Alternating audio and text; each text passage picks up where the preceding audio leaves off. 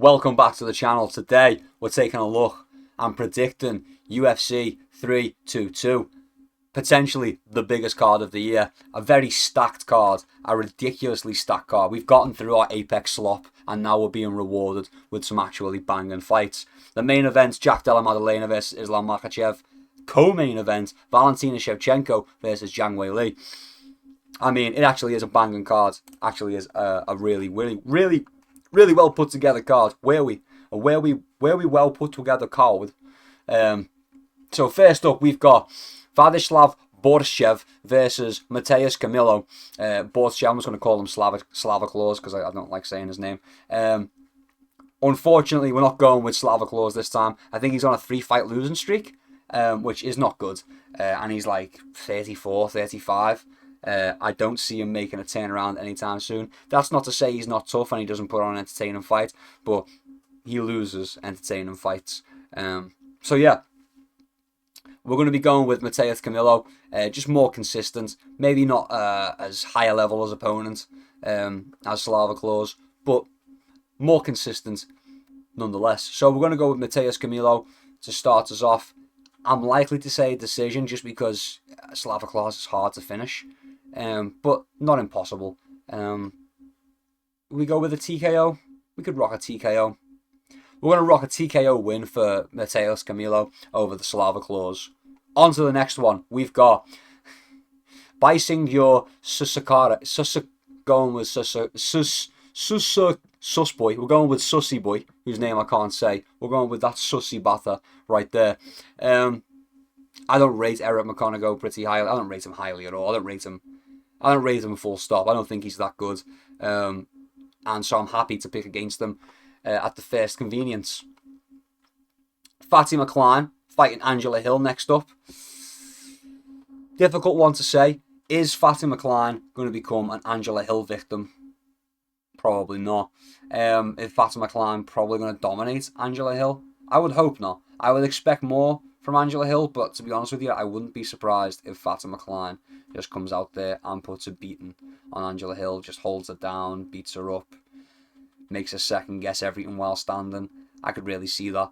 So yeah, we're going to go with a Fatima Klein. I'm going to go with Fatima Klein, crazily enough. Normally I'd rock with Angela Hill, but again, I think she's coming off multiple losses. No, just with a win in between. It's not too bad. It's not too bad. Ketlin Souza though, which isn't, amazing. Isn't an amazing win. Although I did pick her to beat Souza, so yeah. But I also picked Lucindo to win. So, and I don't see it happening. I really don't. Similar-ish level of opponent, but it's women's strawweight, so of course that's going to be the case. We're going with Fatima Klein. We're going to go with Fatima Klein by decision. It's a women's fight. It's probably going to be a decision. I'd be surprised if it's not. There's potential for a submission there. I think it's going to go to a decision. Next up, Chepe Mariscal versus Pat Sabatini. I don't rate Pat Sabatini that highly. In fact, Chepe Mariscal, in my opinion, is a little bit underrated. He's fought a decent caliber of opponents, and he does all right against a decent caliber of opponents. Let's just take a deeper look real quick. Not amazing opponents, but a decent quality. A decent Ricardo Ramos, decent. Not amazing, but decent. Damon Jackson, not amazing, but decent. Morgan Charrier, I don't rate Morgan Charrier that highly, to be fair, but the UFC loves him. So yeah, Jack Jenkins, again, not very good. But he finished Jack Jenkins, That's the thing. Morgan Charrier split decision. Tough one to do. Was that in France as well? Because that's a tough one to do, to pull off a decision victory over the Frenchman in France. I don't think it was, now I'm thinking about it. Maybe it was. I don't even know. Decent level of competition from Chepe Mariscal. And despite that, does pretty well against it. So I have high hopes for Chepe Mariscal. Whereas Pat Sabatini, lost to Diego Lopez, forgivable. A loss to Damon Jackson, not that good. Sure, it was a while ago. Damon Jackson's improved since then, and lost to Chepe Mariscal. I just think Mariscal's got this one, to be honest with you. In most positions, I was going to say a decision, but a few people are reckoning a Mariscal TKO. I don't think so. Not over Pat Sabatini. I mean, there's potential to chin him. There really is. And it's a fight. Anyone can get chinned. And as we've seen in the past with the Damon Jackson fight, and the Diego Lopez fight, he's able to beat chins. I just don't know if Shepe Maniscalco's the guy to do it. Let's see, because he's been banging out decisions recently, like against this higher level of opponent. I say higher level, yeah, I'd put Pat Sabatini up there. He's not terrible, but against this higher level opponent, it does seem to be going to a decision quite a bit. So I'm going to go with Chepe Mariscal by decision. I've gone with a lot of decisions here. I've gone with what? I've gone decision. So yeah, decision. Awkward. Next up, this one actually isn't going to be a decision. We've got Gerald Meerschaert versus Kyle Dorcas. Kyle Dorcas making a return from the Dorcas Mountains, ready to grapple, ready to mess up Gerald Meerschaert. It's a tough one.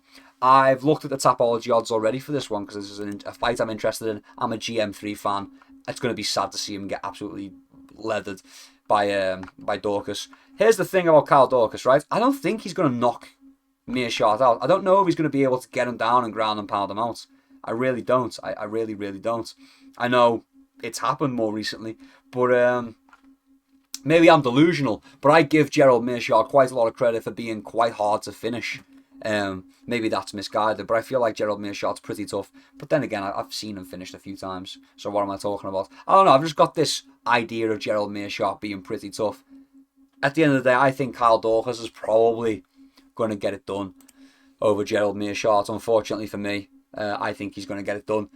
So yeah, we're going to be picking Kyle Dorcas. I'm not going to go with the TKO that everyone else is thinking. I'm thinking a submission. I feel like Gerald Meerschaert's really tough, and he's got a decent jits game, a decent grappling game about him as well. And I feel like that's a good thing. Kyle Dorcas should be trying to submit GM3 for the statement it would make. GM3's got good grappling. GM3 in the third round, he submits you in the third round. Kyle Dorcas wants to prove his worth to the UFC. I mean, he's being built pretty well now anyway. But if Kyle Dorcas wants to prove his worth and kind of like make the fans who know what's going on turn their heads, he'll drag Meerschaert into the third round and then submit him. He'll GM3. That's how you really do it. That's how you get the job done. Up next, we've got Malcolm Wellmaker versus Cody Haddon. Tough one. See, I like going with these Aussie lads, especially when I know very little about them, because they seem to come out and just put in absolute work. And although I do like going with these Aussie no names in situations like this, I'm going to be sticking with Malcolm Wellmaker. Honestly, decent caliber opponents, finishing a lot of dudes as well. Off to a really strong start in the UFC. Potentially could get pretty far at bantamweight. Won't speak too soon, but yeah, I think he could get pretty far at bantamweight. On to the next one. Erin Blanchfield versus Tracy Cortez. Oh, by the way, that was Wellmaker by TKO. On to the next one. Erin Blanchfield versus Tracy Cortez. Who cares? First of all. Second of all, who cares? I'm going to go with Erin Blanchfield. I don't know, more consistent, I suppose. I mean, they're both pretty evenly matched, if I'm honest with you. But yeah, we're going with Erin Blanchfield. Look, the odds agree with me as well. I look at this precursory glance. Better quality of opponents, I suppose, for Erin Blanchfield. Only slightly, though. They're in the same division. It's pretty crap over a flyweight. Women's flyweight, anyway. So yeah, we're going to go with Erin Blanchfield. Likely a decision. On to the next one. Roman Kopylov versus Gregory Rodriguez. I'm going to go with Gregory Rodriguez by knockout, by TKO. I'm thinking Roman Kopylov is probably going to be a bit tougher than I'm giving him credit for, but I still think Gregory Rodriguez chins him. I really do. Yeah, I can see that really. Let's take a deep dive. Let's take a look at the records just to further confirm what I'm thinking. A loss to Paulo Costa is not terrible. Paulo Costa isn't amazing either, but it's not terrible. TKO over Chris Curtis, that's pretty good in my opinion. Chris Curtis is the kind of journeyman that could have gone far if not for being fucked over by a bunch of decisions. But also he's a whiny little bitch, so we can't give him that much credit. A loss to Anthony Hernandez as well isn't that bad. Anthony Hernandez, we know, is pretty fucking good now. Like, this was a year and 8 months ago when no one really knew who Anthony Hernandez. Well, people knew who he was, but people weren't expecting him to be what he is now. So yeah, that's excusable. And then, Jack Hermansson's not bad, but it's not amazing either. Jack Hermansson's got pretty bad stand-up defense. So to TKO him isn't really setting the world on fire. Getting chinned by Jared Cannonier, to be expected, to be fair. I think we had Jared Cannonier picked for that fight as well, so yeah. Cannonier is really good, man. Cannonier is hard to finish. Really hard to finish. A win over CLD, not bad. A win over CLD is not bad at all. You know what? We're going to go with Gregory Rodriguez by TKO. I've got a feeling. I think he's just going to catch Roman Kopylov with something big, and it's going to be over from there. So yeah, we're going to go Gregory Rodriguez by TKO. Next up, we've got Bo Nickel versus Rodolfo Vieira. We're going to go Rodolfo Vieira by TKO. I don't like Bo Nickel. I don't like his attitude. I don't like his style. I detest Bo Nickel. So I pray that Rodolfo Vieira absolutely chins him. I hope he blasts the chin right off his head. So yeah, we're going to go Rodolfo Vieira by TKO. I don't think we're going to see much grappling. Both guys can grapple really well. I think these guys are going to want to trade hands. And I think Bo Nickel gets caught because Bo Nickel throwing punches is just a guy throwing windmills and not worrying about getting taken down or falling over because he can grapple. And I think anyone with a modicum of, what if I just step back and pepper him? What if I just step back and make him run into a jab, make him run into a straight? No one's tried that yet. As soon as they do, I think they're going to knock Bo Nickel out. So maybe not this fight, but it's definitely going to happen. Bo Nickel's going to end up getting flatlines, just charging forward, throwing these stupid windmills like he does. So I can't wait for that to happen. Do I think Rodolfo Vieira is the guy to do it? Maybe not, but I'm hopeful he is. So we're going to go Rodolfo Vieira by TKO over Bo Nickel. Next up, we've got Beneil Dariush versus Benoit Saint-Denis. Tough one. I'm going to go with Beneil Dariush. Benoit Saint-Denis has been a bit flaky. I know we've got the excuses of, he was sick, he was injured. That's fair enough. You can give some leeway. Losing to Dustin Poirier the way he did, not very good. I know that was potential staph infection or something. I don't know, man. When Dustin Poirier jumps the gilly on you, you don't just let him get back up and jump another gilly, and then let him up and then jump another gilly. It just made me think maybe Benoit Saint-Denis' fight IQ isn't that high. When someone starts doing some goofy shit, it seems like he just kind of goes, I don't know what to do now. So yeah, I don't know. Beneil Dariush, pretty consistent. We know what you're getting. You know what you're getting with Beneil Dariush. Well-rounded fighter, decent stand-up, better ground game. I'm feeling like Beneil Dariush by a decision, to be honest with you. Maybe a submission. Maybe. I know Benoit's chin is like his weakness. It seems if you can put like a good shot on Benoit Saint-Denis, he'll start to wither under the pressure. But I just feel like maybe Beneil Dariush. It's a tough one. I could see it going to another decision. I could see it going to a decision between the two of them. They're both tough guys to finish.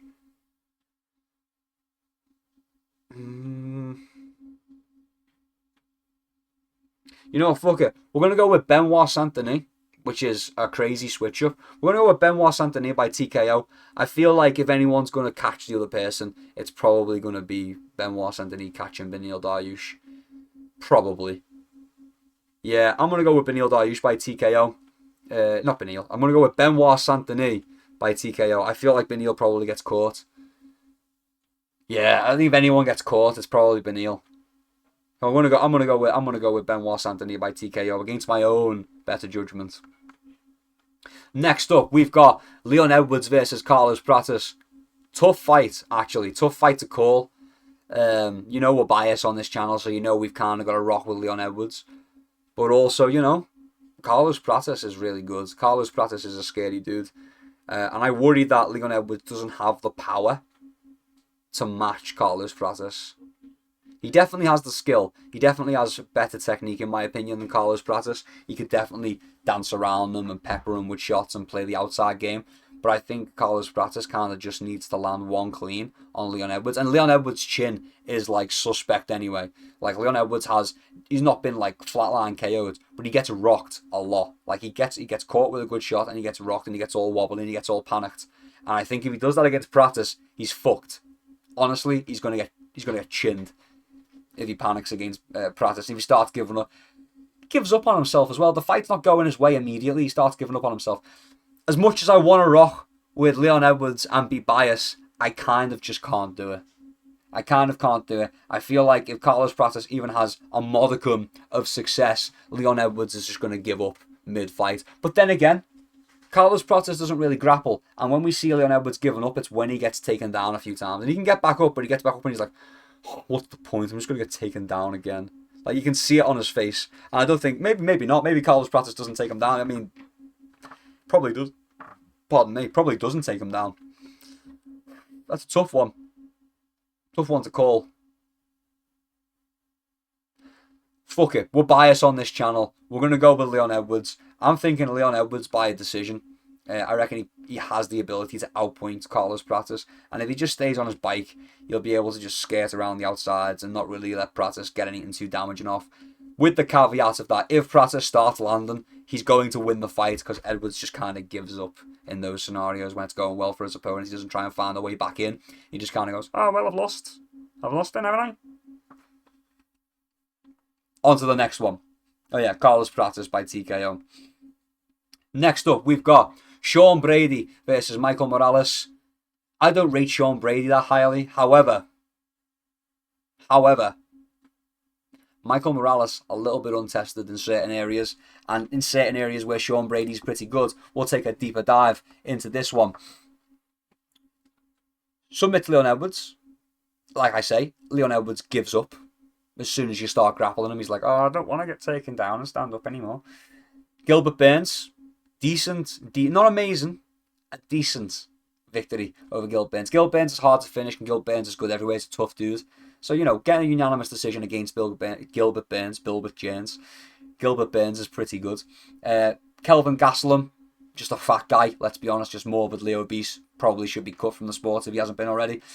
Bilal Muhammad, that's fair enough, It's fair enough. They both grapple really well, and if it comes to the stand-up, Sean Brady's not really as advanced there. So, yeah. If we're looking at the record-wise, Sean Brady, pretty good. Win over a champion, former champion, Win over former title contenders. So, decent. Decent is Sean Brady. And then you've got Michael Morales. Again, a win over a title contender. Win over Neil Magny's pretty good as well. Jake Matthews is a bit, okay, fair enough. Max Griffin's a bit, okay, fair enough. And Adam Fugit's a bit, okay, fair enough. So really, we're trying to glean whether he's got enough in him. It's a tough one, but also knocking out Burns is a tough thing to do. But Brady doesn't come equipped with the striking, Tough one. Fuck it, I don't like Sean Brady. I'm gonna go Michael Morales by TKO.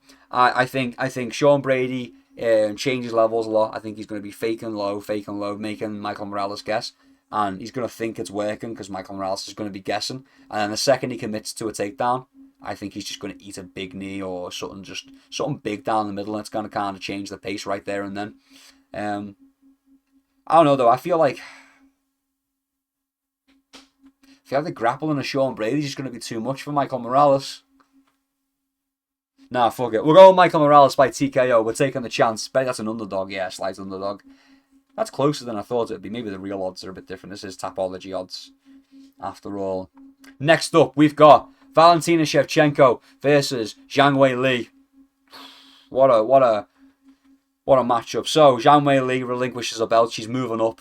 She's going to fight Valentina Shevchenko. Honestly, I'm fully behind Zhang Weili. Is it just me, or has Valentina Shevchenko been losing step a little bit recently? Been looking a little bit off form recently with her most recent outings. I know she's doing okay with the wins and whatnot. I know she suffered a loss. Let's do the recap. Let's do the deep dive. We may as well. It's a co-main event. We can afford it. We did it with prelim fights. We can do it on this one. So yeah, there we have it. Alexa Grasso. This little slip up right here is actually pretty important. Domination of Manon Fiorot. However, at times looked like she was having a little bit of difficulty with Manon Fiorot. I don't rate Manon Fiorot that highly. Obviously, this is women's MMA, so the difference between a champion and just a regular run-of-the-mill fighter isn't as large as in the men's divisions. They're just not as deep talent pool-wise, unfortunately. Which is why it makes it tougher to say. Honestly, I'm leaning towards Zhang Weili. I really am. Basically, I think Valentina Shevchenko's been losing step a little bit, and I think losing, drawing, and then finally getting the win over Alexa Grasso is a big clue in the fact that perhaps she's losing step, and then losing in positions against Manon Farot as well. Like, Valentina Shevchenko was the girl that would go out there and beat you at your own game, and recently that's not been going to plan for her, and she's been having to mix things up, like against Manon Farot, and like against Alexa Grasso as well. Like, it's a tough one. It's a tough one. But yeah, I'm going to go with Zhang Weili. I think Zhang Weili is perfectly capable of eking out a decision win if need be. I also think she's got potential to TKO or submit Valentina Shevchenko, but that does go both ways. I feel like I'm not giving Valentina enough credit. Valentina's extremely good. I just feel like she's missing step, and maybe she's coming to the end of her prime, and this is the perfect time for Zhang Weili to get in there and snatch a belt off her and make herself a double champion. Zhang Weili, in my opinion, as well, by the way, potentially a female GOAT. We'll have to see where it goes from here. But Zhang Weili, in my opinion, great potential. Sure, lost to Rose. Fair enough. That was Rose on a mission, though. What's Rose Namajunas up to now? Fuck all. Zhang Weili's doing bits, though, Just goes to show you. Styles make fights. So, yeah, we're going to go Zhang Weili. I'm thinking by a decision, to be honest. I think she probably manages to get a decision win.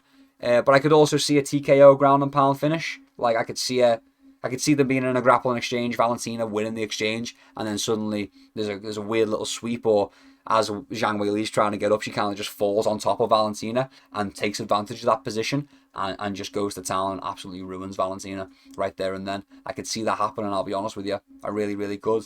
So yeah, I'm going to go with Zhang Weili, likely by a decision, although I could see a TKO there. I really could see a TKO there. And finally, it's main event time. The big one. Jack Della Maddalena, JDM, versus Islam Makhachev. It's JDM wins week, isn't it? JDM week. It's JDM week. Everyone's talking about how JDM's going to win. JDM, he's going to be too big for Islam Makhachev. He's got the anti-grappling, he's got the counter-grappling, he's got Craig Jones Jitsu. I don't know if I can do it again, guys. I'm going to be honest with you. I don't know if I can go against these daggies anymore. I've been putting up a good fight, picking against them, only to be humiliated every time. We even said we did a breakdown video, Dricus du Plessis versus Khamzat Chimaev. We said we don't see how Dricus is going to have any answers for Khamzat Chimaev on the ground. He's going to get dominated if he's getting put into rear naked choke position by Brunson. Then of course he's going to lose to Chimaev in a dominant fashion. And then, despite all of that information, we said, yeah, but we're still going to go. We're still going to go with him. Oh, what a silly maneuver. Yeah, we seem to do that a lot. We seem to point out, we watch a breakdown. We go through, hey, this guy's going to be really better and a lot better in all these positions. And Islam Makhachev's grappling is definitely 100% going to be a massive problem for Jack Della Maddalena. Now, Jack Della Maddalena's only real option, in my opinion, he's going to get taken down and he's probably going to be able to get back up.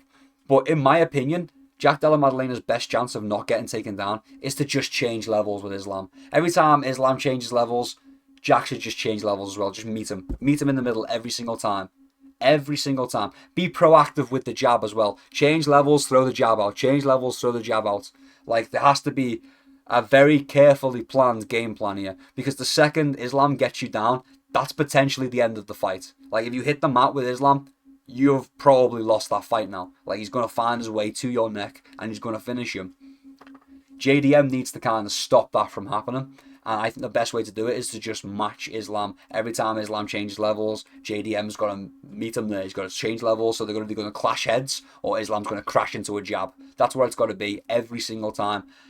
And I don't know if he's going to be able to do it, because, Islam's going to be fainting. And then while JDM's thinking, oh yeah, I'm going to have to catch him with a jab when he drops low now, Islam comes up high with something, head kick, something crazy like that. You know, it's a puzzle. It's a puzzle to solve, and there are ways to game plan for it. Of course, there are ways to game plan for it.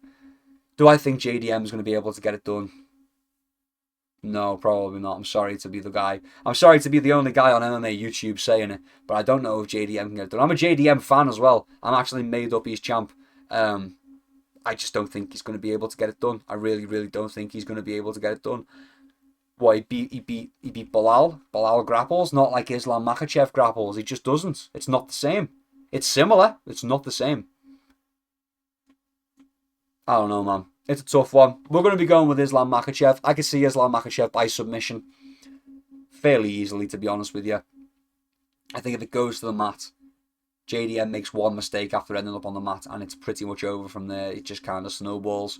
So we're going with Islam Makhachev, likely via submission finish. But that doesn't mean that I haven't got money on Jack Della Maddalena. I am going to be putting a bet on JDM to win by knockout. Of course I am. Because I hope and pray that he gets it done. But looking at the matchup, looking at the styles, I don't think he's the guy. So yeah, we're going Islam Makhachev by submission. However, we will have some side action on JDM, just so you know, just so I'm upfront and honest with you. I will be betting on JDM as well. Probably nothing crazy. Probably just what if he does get it? I kind of want to make sure I cover my bases kind of vibe. But no, honestly, I think Islam probably wins, and he probably wins by submission. He probably does it within 3 rounds. I know everyone. JDM's got the ability, he can match levels, and his jab's incredibly, if he gets his jab off, it's going to be like Bilal, and Bilal's not going to, Islam's not going to be able to get going like Bilal was unable to get going. They're different fighters, man. Different fighters, different levels. Islam Makhachev arguably better striking than Bilal, and definitely better ground game than Bilal. I know Bilal's been kind of like adopted into that group because they've got the same religion, but that does not mean they've got the same level of grappling or the same level of skill by any means. So, yeah, going with Islam Makhachev. I mean, the equation's right there as well, isn't it? Lighter man skill. Like, everything points towards Islam this time. So, yeah, we're going to be going with Islam Makhachev for the official prediction. Likely to submit Jack Della Maddalena. I'd look for round 2 or round 3 submission. I think JDM probably does well defending the takedowns in round 1. Maybe gets taken down and held down for like a minute or two. But towards the end of the round, he just kind of finishes out on the ground. But I think round 2 and 3, you got to look for that submission finish from Islam. I think if he gets him down again, it's going to be curtains from there. But that does conclude this prediction video. Thank you very much for watching all the way until the end. If you enjoyed it, consider leaving me a like. Subscribe for more. I do more than predictions. And if you look at the subscriber count, we're nearly at 1,000 subscribers. So help a brother out. Don't be selfish. Just click subscribe. Until next time, keep your chin down and keep swinging. Peace and love. I'll see you.